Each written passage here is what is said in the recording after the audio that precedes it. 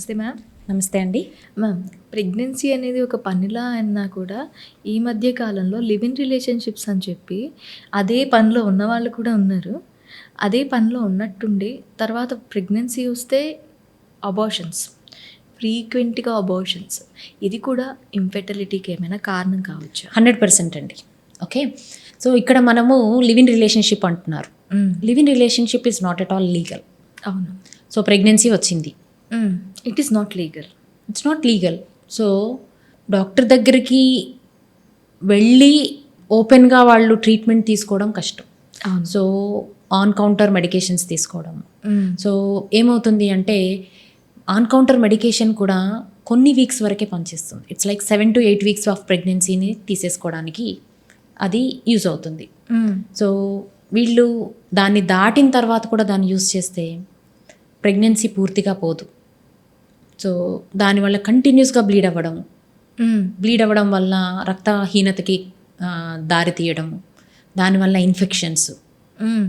So లేదు అనుకుంటే ఏదైనా క్వాక్ దగ్గరికి వెళ్ళి ఆ ప్రెగ్నెన్సీని అబార్ట్ చేయించుకోవడం వల్ల ఏమవుతుంది అంటే గర్భసంచిలోకి ఇన్ఫెక్షన్ ఒక్కసారి వెళితే, గర్భసంచి అనేది ఒక గర్భగుడి లాంటిది. ఓకే. మనము గర్భగుడిలోకి వెళ్ళి మనం వెళ్ళం, అసలు మనల్ని ఎలో చేయరు, అంటే అంత పవిత్రమైనది అనేది ఉద్దేశం. అవును. అలాంటిదే గర్భసంచి కూడా. సో దాంట్లోకి ఒక్కసారి ఇన్ఫెక్షన్ కానీ వెళితే దాంట్లో అతుకులు రావడం కానీ, ట్యూబ్స్లో ఇన్ఫెక్షన్ వల్ల క్లోజ్ అయిపోవడం కానీ, quack is always a quack. So వాళ్ళకి ఎలాగ దాన్ని సైంటిఫిక్ వేలో చేయాలో తెలియదు.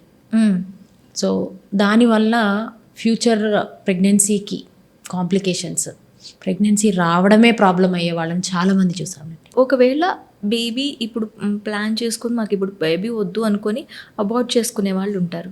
What is the number of abortions can okay for them? ఎంతవరకు యాక్సెప్ట్ చేయొచ్చు? అబార్షన్స్ మినిమం నెంబరు ఏమీ ఎక్కడ సైన్స్లో మెన్షన్ చేయలేదండి. అబార్షన్ వద్దంటారా? సో ఎప్పుడైనా కూడా prevention is always better than cure. Yes. So abortion ఎప్పుడు చేసుకోవాలి అంటే, సో మీరు ఈ ప్రెగ్నెన్సీ అంటే ప్లాన్డ్ కాదు, కరెక్టే. సో ఆ డెసిషన్ ఎర్లీగా తీసుకోవాలి. ఓకే. సో మీకు వద్దు అని అనుకున్నప్పుడు 6 to 8 వీక్స్లో కంప్లీట్గా ఆ డెసిషన్ తీసుకొని క్వాలిఫైడ్ డాక్టర్ దగ్గర అండర్ సూపర్విజన్ మెడికేషన్ తీసుకుంటారా ఏంటి అనేది జాగ్రత్తగా ప్లాన్ చేసుకొని టర్మినేట్ చేసుకునే దానికి ప్లాన్ చేస్తే దాని నుంచి వచ్చే ఫ్యూచర్ కాంప్లికేషన్స్ కంట్రోల్ చేయొచ్చు. అంతేకాని ఇన్ని మినిమం అబార్షన్స్ అడ్వైజబుల్ అనేది ఏమీ లేదు. అసలు అబార్షనే వద్దంటారు. అబార్షనే వద్దు. దాని జోలికి వెళ్లకుండానే ప్లాన్ చేసుకుంటే బెటర్.